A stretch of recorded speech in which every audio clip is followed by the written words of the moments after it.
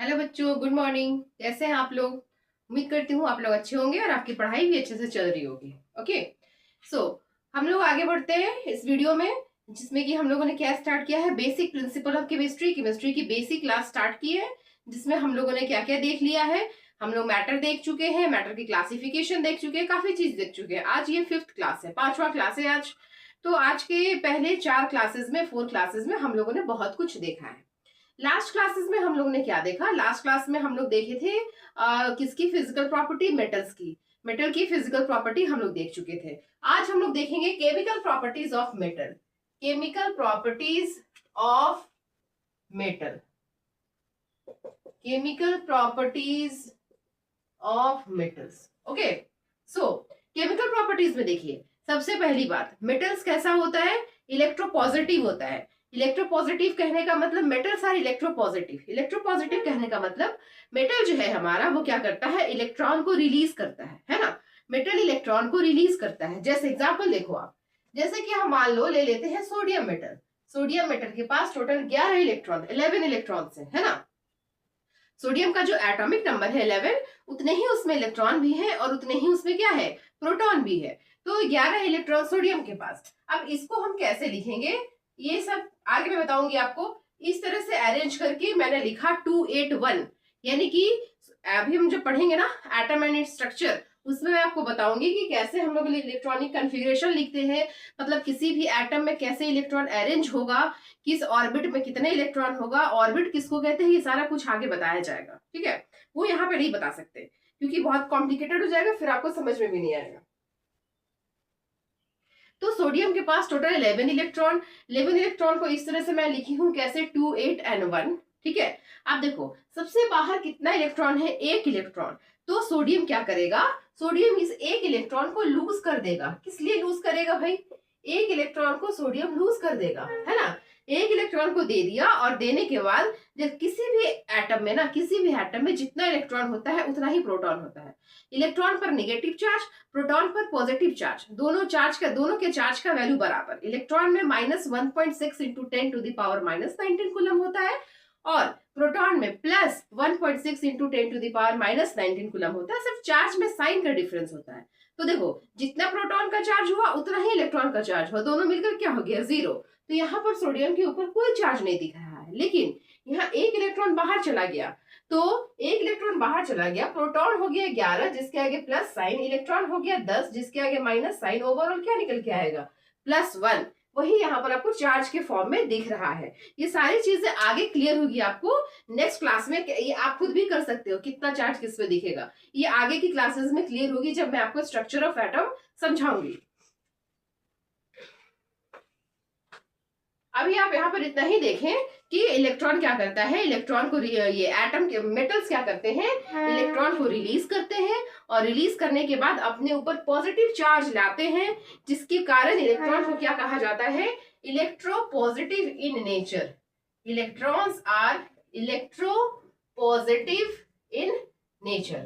और इलेक्ट्रॉन के electropositive nature होने के कारण एटम के इलेक्ट्रोपॉजिटिव नेचर होने के कारण एटम किस में चेंज कर गया? कैटायंस में। एटम बदल गया कैटायन या पॉजिटिव आयन। ठीक है, तो metals are electropositive in nature. और यही जो इलेक्ट्रॉन रिलीज किया ना मेटल ये जैसे सोडियम 1 इलेक्ट्रॉन रिलीज किया, यही इलेक्ट्रॉन मूव करता है। जैसे सोडियम हम रखे और तुरंत सोडियम में क्या हो गया? फायर कैच कर लिया। तो ये 1 इलेक्ट्रॉन जैसे ही इसको आग मिला, दूसरे इलेक्ट्रॉन को, दूसरा तीसरे को, मतलब ये लोग दौड़ के सारे पूरे सोडियम में हीट या इलेक्ट्रिसिटी क्या करेगा?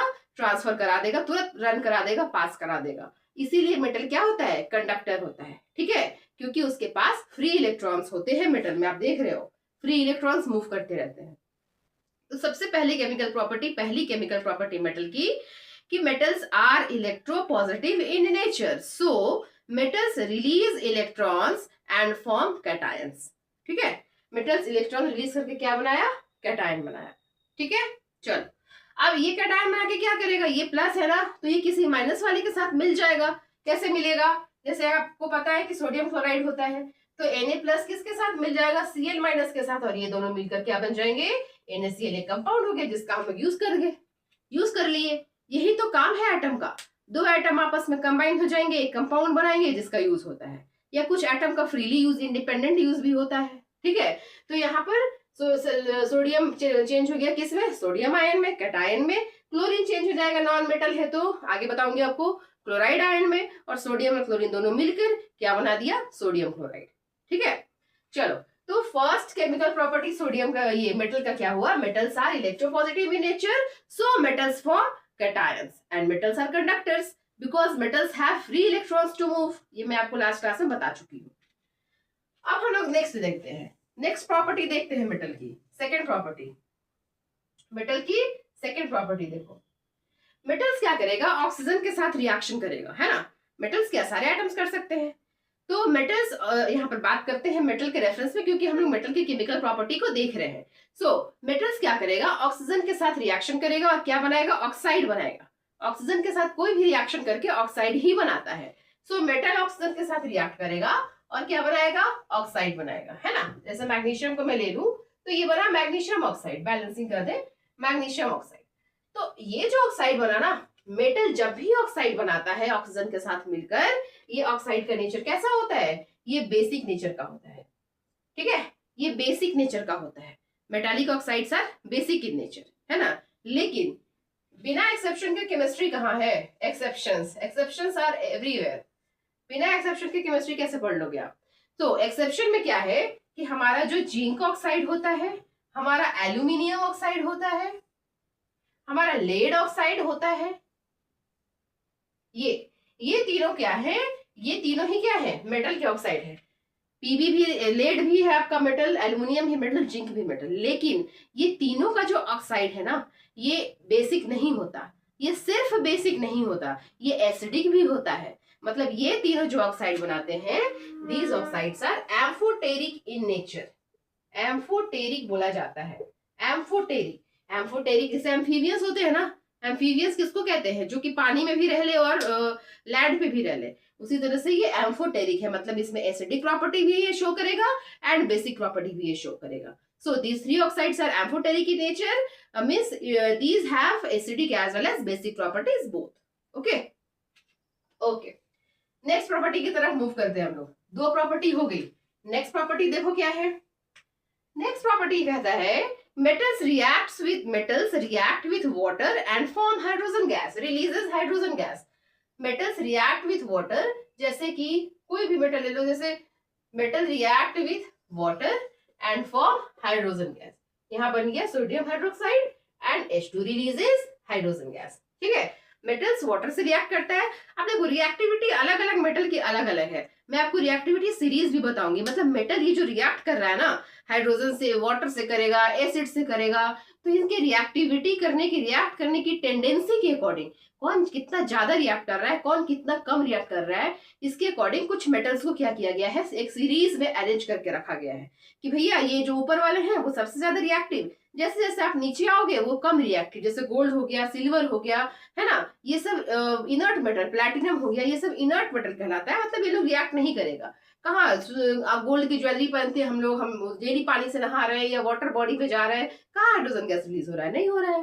तो कुछ मेटल्स ऐसे होते हैं जो बहुत ज्यादा रिएक्टिव होते हैं, जैसे सोडियम, बहुत ज्यादा पानी में डालते ही आग लग जाएगा विग्रसली, तो ये बहुत काफी तेजी से रिएक्ट करता है। कुछ मेटल होता है कि जो थोड़ा कम रिएक्ट करे, हॉट वाटर से रिएक्ट करेगा या वार्म वाटर से रिएक्ट करेगा। कुछ मेटल्स ऐसा होगा जो स्टीम से रिएक्ट करेगा, है ना, और कुछ मेटल्स तो ऐसे होंगे जो कि वाटर से रिएक्ट ही नहीं करेंगे, जिनको कि हम इनर्ट मेटल कहेंगे। ठीक है, सो ओवरऑल आप यही जानो, metals react with hydrogen and releases, metals react with water and releases hydrogen gas. ठीक है, नेक्स्ट प्रॉपर्टी देखते हैं फोर्थ में, metals react with acid, metals reacts with acid and releases hydrogen gas. Metal acid से भी react करके क्या release करता है, हाइड्रोजन गैस। मेटल्स वाटर से भी रिएक्ट करके क्या रिलीज करता है, हाइड्रोजन गैस। ठीक है, लेकिन यहाँ फिर से एक एक्सेप्शन है, यहाँ फिर से एक एक्सेप्शन है। एक्सेप्शन क्या है कि जब आप नाइट्रिक एसिड को लाओगे ना, जैसे metals react with mineral acid, mineral acid में क्या आ गया, HCl आ गया, H2SO4 आ गया, तो metals reacts with mineral acid and releases hydrogen gas. But nitric acid भी हमारा मिनरल एसिड है, लेकिन मेटल इससे जब रिएक्ट करता है नाइट्रिक एसिड से, जब भी मेटल नाइट्रिक एसिड से रिएक्ट करेगा तो उस केस में हाइड्रोजन गैस रिलीज नहीं करेगा, है ना। जब भी मेटल नाइट्रिक एसिड से रिएक्ट करेगा तो उस केस में हाइड्रोजन गैस रिलीज नहीं करेगा, ठीक है। देखो एग्जांपल में जैसे कॉपर को हम रिएक्ट कराते हैं HNO3 से, तो ये क्या बनाएगा HNO3। अब ये जो एसिड है ना HNO3, ये दो तरीका ले लिए, एक हम कंसंट्रेटेड ले लिए तो ये बनाएगा copper nitrate CuNO3 whole 2 plus H2O बनाएगा प्लस NO2 बनाएगा, ठीक है। तो देखो मेटल क्या करेगा कि नाइट्रिक एसिड से रिएक्ट करके, मैंने क्या बोला, मेटल नाइट्रिक एसिड से रिएक्ट करके रिलीज नहीं करता हाइड्रोजन गैस। क्यों भाई, अब नाइट्रिक एसिड में ऐसा क्या हो गया, तो देखो नाइट्रिक एसिड क्या है ना, ये स्ट्रॉन्ग ऑक्सीडाइजिंग एजेंट है। ऑक्सीडाइजिंग एजेंट मतलब दूसरे को ऑक्सीडाइज कर दे, यानी दूसरे को ऑक्सीजन दे दे, जो भी बनेगा ना उसको जबरदस्ती ऑक्सीजन दे देगा, ये ले लो ऑक्सीजन पकड़ लो। तो जैसे ही यहाँ पर H2 बनेगा ना, ये जो H2 यहाँ पर अगर बनेगा ना हाइड्रोजन H2 गैस, तो ये क्या करेगा, नाइट्रिक एसिड बोलेगा ये भैया एक ऑक्सीजन ले लो, मेरे पास एक्स्ट्रा है, पकड़ा देगा उसको जबरदस्ती का, और उसको रहने नहीं देगा H2 के फॉर्म में, क्या कर देगा H2O बना देगा, ठीक है। ऐसा इसीलिए हो रहा है, इस नाइट्रिक एसिड के नेचर के कारण, ये ऑक्सीडाइजिंग नेचर का होता है ना।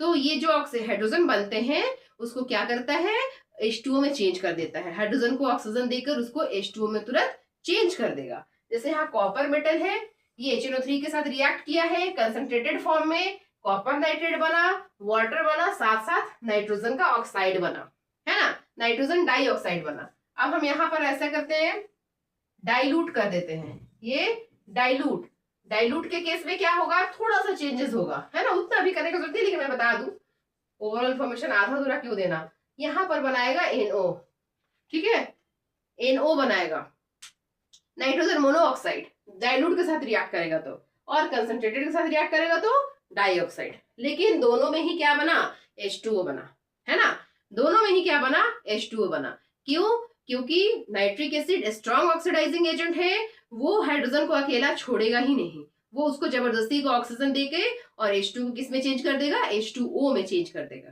ठीक है। बट अगेन यहाँ पे एक्सेप्शन है, अगेन यहाँ पे एक्सेप्शन है कि हमारे पास जो मेटल्स है, जैसे मैग्नीशियम है, मैग्नीज है, ये जो दो मेटल है ना, ये नाइट्रिक एसिड से रिएक्ट करके, और MnO ये नाइट्रिक एसिड से रिएक्ट करेगा, और ये रिएक्ट करके क्या करेगा, आपको H2 रिलीज करेगा। ये दोनों नाइट्रिक एसिड से रिएक्ट करके H2 रिलीज करेगा, एक्सेप्शन में है मैग्नीज एंड क्या, magnesium, MgNO3 whole 2 plus H2 ये रिलीज करेगा, ठीक है। तो अब ध्यान रखना, मैग्नीज और मैग्नीशियम एक्सेप्शन में है, ये नाइट्रिक एसिड से रिएक्ट करके रिलीज करता है हाइड्रोजन, लेकिन इसके अलावा जितने भी मेटल्स हैं वो नाइट्रिक एसिड के साथ रिएक्ट करके हाइड्रोजन गैस रिलीज नहीं करता, because nitric acid is strong oxidizing acid which oxidizes hydrogen gas when it forms. जैसे ही हाइड्रोजन गैस बनता है वैसे ही तुरंत इसको वो ऑक्सीडाइज करके H2O में चेंज कर देता है, ठीक है। सो ये सारे प्रॉपर्टीज हो गए किसके, केमिकल प्रॉपर्टीज हो गए किसके, मेटल्स के। Metals are electropositive in nature, metals form basic oxide, उसमें एक्सेप्शन बता दिया मैंने एम्फोटेरिक का। Metals reacts with water and form hydrogen gas, metals react with acid and releases hydrogen gas, ठीक है। चलो अब हम लोग आगे देखते हैं रिएक्टिविटी सीरीज। देखो आप, ये रिएक्टिविटी सीरीज है, इसमें क्या किया गया है कि कुछ मेटल्स को अरेंज किया गया है, कैसे, उनके रिएक्टिंग नेचर की, मतलब उनका जो नेचर ऑफ रिएक्टिविटी है उसके अकॉर्डिंग, कौन ज्यादा रिएक्ट करता है, कौन कम रिएक्ट करता है। तो ऊपर से अरेंज किया गया है calcium, potassium, calcium, potassium, sodium, calcium, magnesium, aluminium, zinc, iron, lead, hydrogen, copper, mercury, silver, gold, platinum, ठीक है। तो ये मेटल्स है जिसको कि रिएक्टिविटी सीरीज में अरेंज किया गया। जैसे जैसे आप नीचे आओगे ना रिएक्टिविटी कम होते जाता है। तो यहाँ देख रहे हैं हम लोग क्या है, मर्क्यूरी है, फिर सिल्वर है, गोल्ड है, प्लैटिनम, ये सब तो एकदम इनर्ट मेटल, ये लोग रिएक्ट ही नहीं करता। सिल्वर तो करता भी है, सिल्वर का पायल या सिल्वर की जो भी ज्वेलरी होती है वो क्या हो जाता है, सिल्वर ब्लैक कलर का ऑक्साइड बनाता है, सिल्वर सल्फाइड, है ना, सिल्वर ऑक्साइड, मतलब सिल्वर जो ऑक्साइड बनाता है उसका कलर कैसा होता है, ब्लैक कलर। जैसे चांदी वगैरह का जो भी सिल्वर का जो भी ज्वेलरी होता है ना वो हल्का ब्लैकिश जैसा दिखने लगता है टाइम के साथ साथ, बट गोल्ड में ऐसा नहीं होता। गोल्ड कोई रिएक्शन नहीं करता। गोल्ड अगर वो डल हो रहा है तो उस पर डस्ट बैठ रहा है, इस वजह से वो डल हो रहा है। ठीक है, तो ये सब क्या है, रिएक्टिव, ये इनर्ट मेटल्स है। सिल्वर, गोल्ड, प्लैटिनम, ये सब इनर्ट मेटल्स है और ये सब हाईली रिएक्टिव। पोटाशियम, सोडियम बहुत ज्यादा रिएक्टिव, इतना ज्यादा एयर में भी रखेंगे तो रिएक्ट कर जाएगा, ऐसे खुले में रखेंगे रिएक्ट कर जाएगा, पानी से रिएक्ट कर जाएगा। इसलिए इनको केरोसिन में डुबा के रखा जाता है। किसको? पोटाशियम, सोडियम को। ठीक है, कैल्शियम, मैग्नीशियम, ये सब भी रिएक्टिव है। जैसे जैसे आयरन, आयरन भी रिएक्टिव है। ये भी किससे रिएक्ट करता है? स्टीम से रिएक्ट करेगा, फिर आपका मॉइस्ट एयर से रिएक्ट करेगा, रिएक्ट करके क्या बनाएगा? आयरन रस्ट बनाएगा, फेरिक ऑक्साइड, है ना। तो रिएक्टिविटी के अकॉर्डिंग, मेटल्स की रिएक्टिविटी के अकॉर्डिंग कुछ मेटल्स को इस तरह से अरेंज किया गया है, जिसको कि क्या बोला जाता है? रिएक्टिविटी सीरीज बोला जाता है ना। तो देखो, मेटल्स एंड नॉन मेटल्स एक चैप्टर ही डिटेल में क्लास 8 में, जिसको आप लोगों ने पढ़ा होगा। यहाँ मैं आपको ओवरऑल व्यू दे रही हूँ, टच दे रही हूँ कि क्या होता है मेटल्स। ठीक है, तो इसलिए ज्यादा डिटेल में हम लोग नहीं जा रहे हैं, मैं आपको ओवरऑल व्यू दे रही हूँ क्योंकि आपको ऑलरेडी पढ़ा हुआ है ये सब। तो ये मैं जस्ट टच दे रही हूँ आपको कि हाँ, जो जिनका नहीं भी पढ़ा हुआ है या जो पढ़े भी है, कोई बात नहीं, रिमाइंड हो जाएगा, रिफ्रेश हो जाएगा। सबके बारे में थोड़ी थोड़ी जानकारी, ओवरऑल जानकारी जितना हमें जरूरत है मेटल के लिए। ठीक है, तो मेटल की फिजिकल प्रॉपर्टी कल हो गई थी, ये रहा मेटल की केमिकल प्रॉपर्टीज। अब मेटल्स का यूजेस क्या है? मेटल का बहुत सारे यूजेस है ना। जैसे आयरन का क्या यूज है? आयरन का क्या होता है? लोहे का बहुत सारा सामान बनता है लोहा का। गोल्ड का क्या यूज है? ज्वेलरी बनती है और भी बहुत सारी चीज बनती है ना। सोडियम का क्या यूज है? सोडियम से सोडियम क्लोराइड बनता है और भी कंपाउंड्स बनते हैं। तो मेटल्स का हम क्या करते हैं? इंडिपेंडेंटली यूज भी करते हैं। जैसे लोहे का इंडिपेंडेंटली यूज हो रहा है, गोल्ड का इंडिपेंडेंटली यूज हो रहा है और उसके कंपाउंड का भी यूज हो रहा है। ठीक है, साथ ही साथ 2-3 मेटल को एक साथ मिला के एलॉय बनाया जाता है। अभी हम लोग मिक्सचर में देखेंगे एलॉय को। जैसे गोल्ड, 22 कैरेट गोल्ड, इसमें क्या है? गोल्ड के साथ कॉपर या फिर गोल्ड के साथ सिल्वर को मिलाकर 20, जिसको बोलते हैं हम लोग 22 कैरेट, 18 कैरेट, मतलब जितना ज्यादा इम्प्योरिटीज हम लोग बढ़ाते जाएंगे। कहने का मतलब कि गोल्ड में जितना कॉपर मिलाते जाएंगे या फिर जितना ही सिल्वर मिलाते जाएंगे, उसका कैरेट जो है ना कम होता जाएगा। 24 कैरेट गोल्ड एकदम प्योर होता है, 22 कैरेट गोल्ड उससे कम, 18 कैरेट गोल्ड और उससे भी कम, है ना। तो इस तरह से 2-3-4 मेटल को आपस में मिला के एलॉय भी बनाते हैं। जैसे आपका क्या हुआ? ब्रास, जिसको पीतल कहते हैं, ब्रोंज, तो ब्रोंज तो तांबा को कहते हैं, है ना। ब्रास क्या हो गया? ब्रास आपका हो गया, सॉरी ब्रोंज नहीं, ब्रोंज कांसा को कहा जाता है हिंदी में। कॉपर मीन्स तांबा होता है। तो ब्रास में हम लोग क्या मिलाते हैं? मेटल्स को मिला के ब्रास बनाया जाता है। ब्रोंज भी किसको मिला के बनाया जाता है? मेटल्स को मिला के बनाया जाता है। तो मेटल्स का हम लोग एज ए एलॉय भी यूज करते हैं। मेटल्स का इंडिपेंडेंटली भी यूज होता है, मेटल्स का कंपाउंड के फॉर्म में भी यूज होता है। तो बहुत सारी यूजेस है मेटल्स के। ठीक है, सो अब हमारा क्या बच गया? Non metals and metalloids. तो नॉन मेटल्स का physical property and non metals की केमिकल प्रॉपर्टी दोनों एक साथ नेक्स्ट वीडियो में आपको बताया जाएगा। साथ ही साथ मेटलॉइड्स के भी नाम मैं आपको बता दूंगी। मेटलॉइड्स का तो सिर्फ जानना है कौन कौन सा मेटलॉइड होता है। ठीक है, उसका उतने यूजेस और प्रॉपर्टीज देखने की जरूरत नहीं है। तो नेक्स्ट क्लास में ये आपका एलिमेंट्स का सारा पार्ट एंड हो जाएगा, है ना।